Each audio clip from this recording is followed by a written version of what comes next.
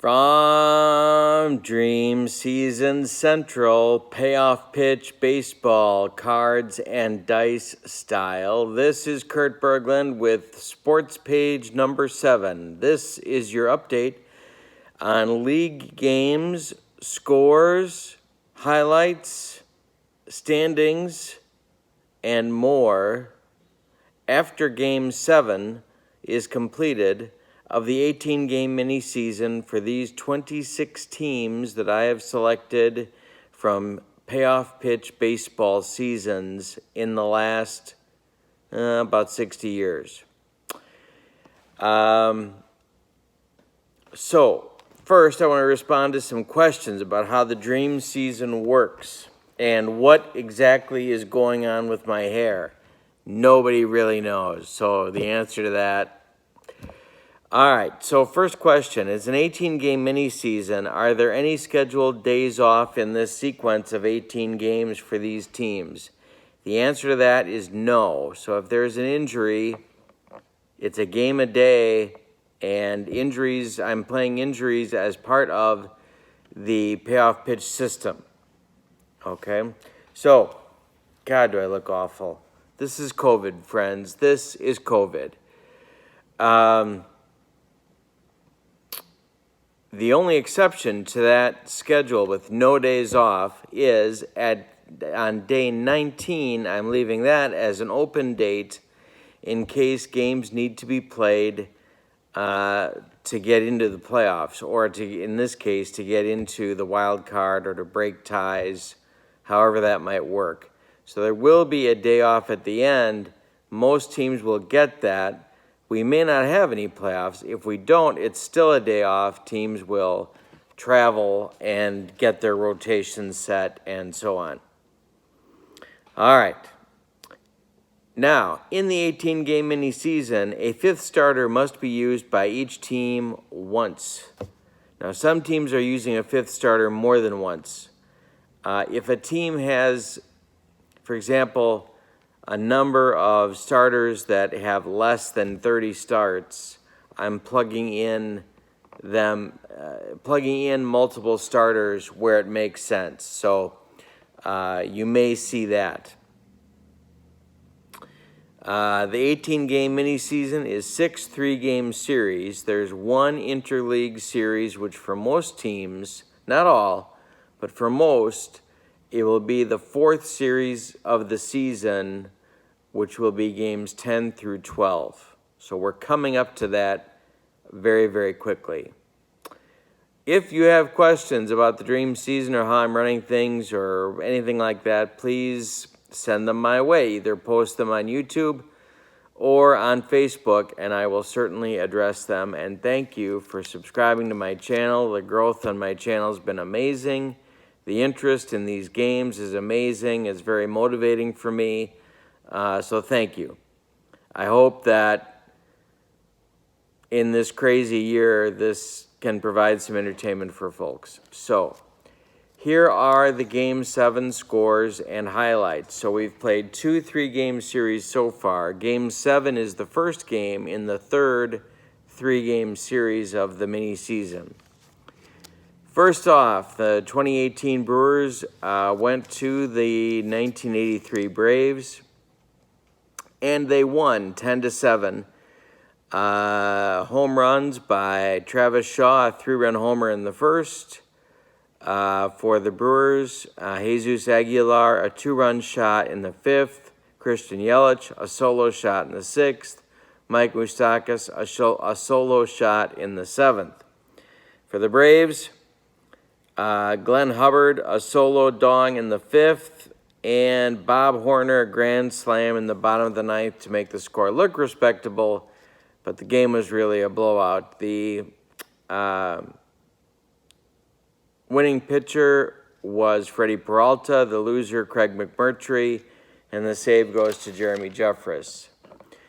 In Minnesota, the 69 Tigers visited the 87 Twins and won 5-3. The winning pitcher Earl Wilson, the losing pitcher George Frazier, and the save goes to Don McMahon. Home runs in the game, Jim Northrup, a 2-run shot in the 5th for Detroit.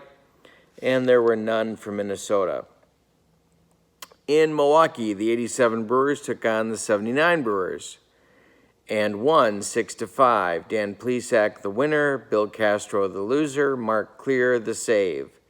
Home runs for the 87 Brewers, Bill Schroeder, another one, a solo shot in the 4th, Rob Deere, a 2-run bomb in the 6th, and Dale Swaim, a solo shot in the 7th. For the 79 team, Paul Molitor, a solo shot in the 4th, and Sixto Lezcano, a 3-run bomb in the 8th.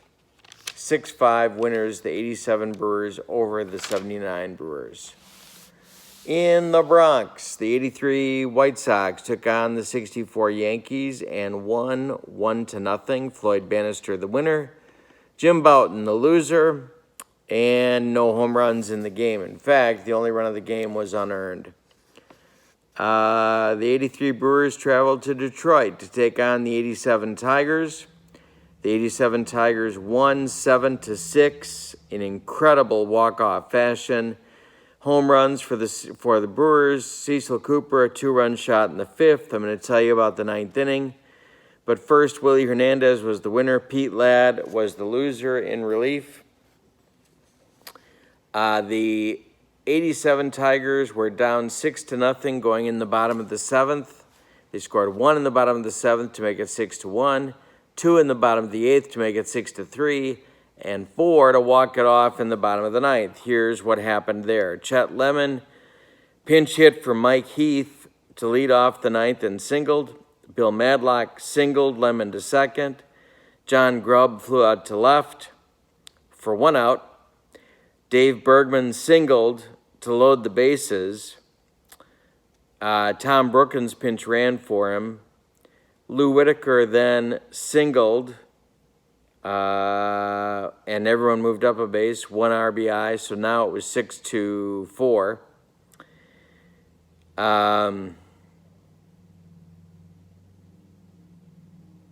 Oh, no, I'm wrong. Bergman drove in a run with his single. Then Whitaker came up and singled, drove in a run to make it 6-5. Pat Sheridan came up and singled to make it 6-6. And Kirk Gibson singled to walk it off and make it a 7-6 winner for the 87 Tigers off of Ladd. I kept thinking Ladd's got to get somebody out, so I can't take him out. Ladd's got to get somebody out, so I can't take him out. Ladd's got to get somebody out, so I can't take him out.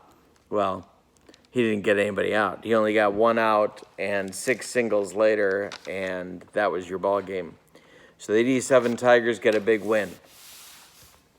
The 77 Yankees traveled to the 69 Senators to play at RFK, and they won to maybe save their season. Mike Torres was the winner. Casey Cox was the loser. 3-1 was the final. No home runs in the game.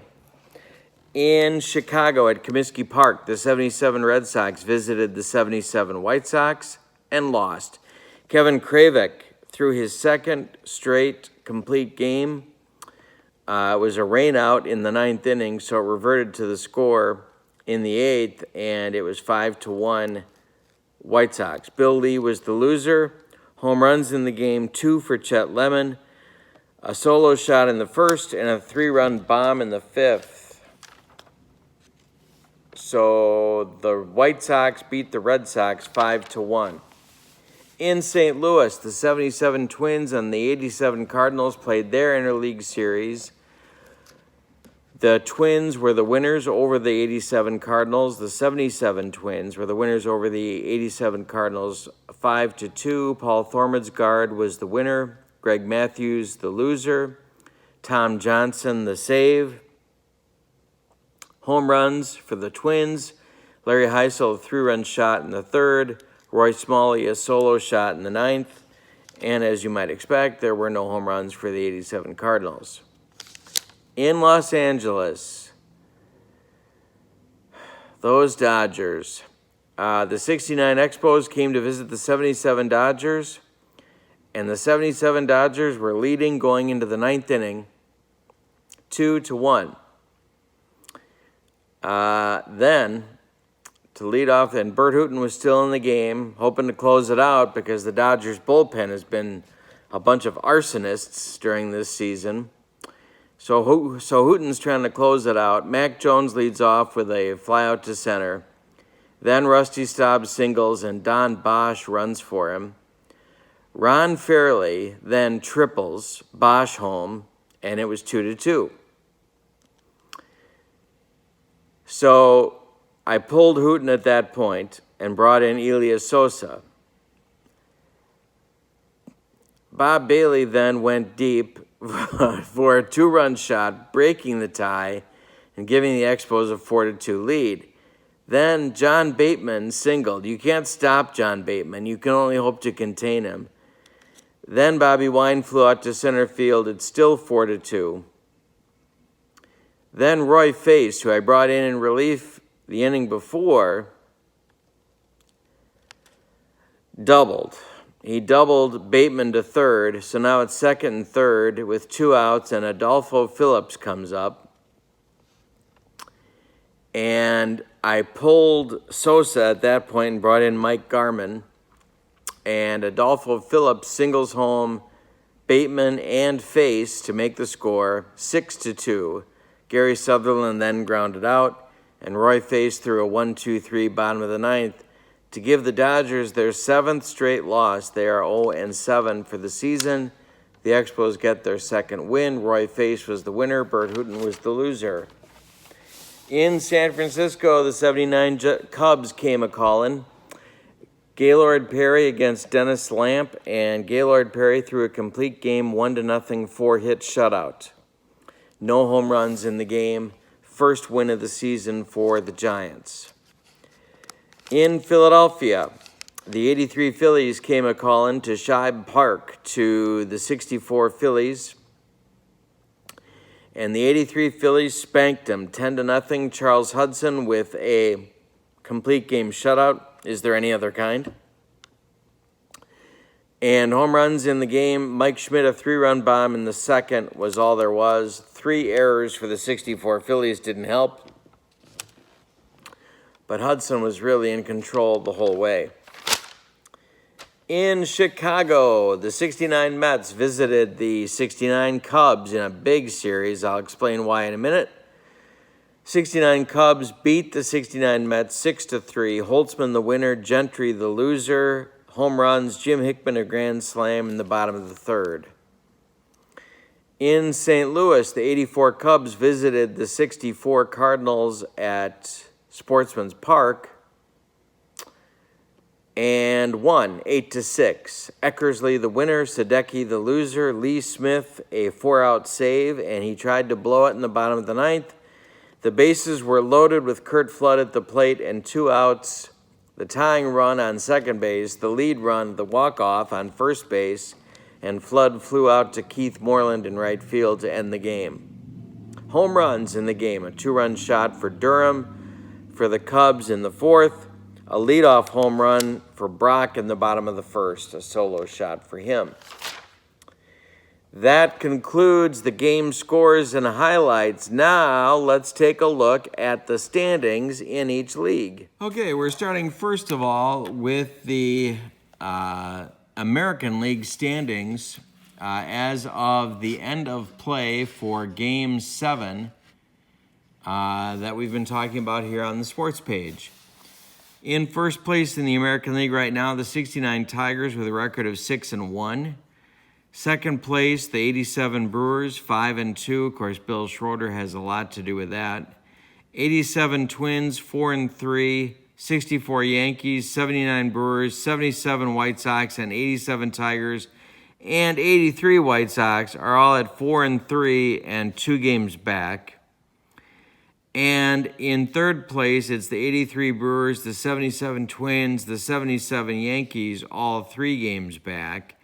And in last place, fourth place, the 77 Red Sox and the 69 Senators are at 2-5, and both are 4 games off the pace. Now, in the Payoff Pitch Dream season, the top 5 teams make the playoffs. Seed 5 versus 4 do the wild card game, a 1-gamer, and then move on to play the 1 seed. So, even though the 77 Red Sox and the 69 Senators are at the bottom, they're only 2 games out of the playoffs at this point. There are 11 games left in the season. So they're 2 games back, and they have an awful record. They're both at 2-5. They're only 2 games out of the playoffs. The problem for both teams is that they have so many teams to climb over. Now, that's one of the good pieces about interleague play in this league, because if these teams are still at the bottom when interleague play starts, and these teams that are ahead of them happen to have difficulty with the National League, that's an opportunity to jump over, to hurdle over a bunch of teams. But obviously, this is not the spot you want to be in, and these 4-3 teams are looking much, much better than the Red Sox and Senators. All right, moving now to the National League. A little bit different story here. 2018 Brewers are perfect at this point with a 7-0 record. The 83 Braves are second place at 6-1. They're only 1 game back. The 69 Cubs are all alone in third place, 5-2, 2 games off the pace set by the Brewers. Then we have 3 teams at 4-3. The 69 Mets, the 84 Cubs, and the 83 Phillies are all 3 games back. So, if the season ended today, your top 5 teams would come right here. But again, 11 games to go. This next group of teams is certainly right in it. The 64 Phillies are 3-4, 4 games off the pace for first place, but only 1 game off the pace for the playoffs, along with the 87 Cardinals at 3-4. Fourth place, the 64 Cardinals at 2-5, 5 games back. The 69 Expos also at 2-5, 5 games back. And then we start to get nervous down here. 79 Cubs at 1-6 are 6 games off the pace and 3 games back with 11 to play of getting into the playoffs. So are the 64 Giants at 1-6. And the 77 Dodgers, who I thought were a mortal lock to make the playoffs, at least, are now at 0-7, 7 games back of first place and 4 games back of the playoffs. That's going to be tough, but we'll see what happens. Thank you so much. That concludes the Game 7 sports page. Thank you so much for watching, following along. Stay tuned for more Payoff Pitch Dream Season Baseball tomorrow with the first of the Game 8 games that will be on my channel. Please click like and subscribe. Thanks again. Have a great night. So long, everybody.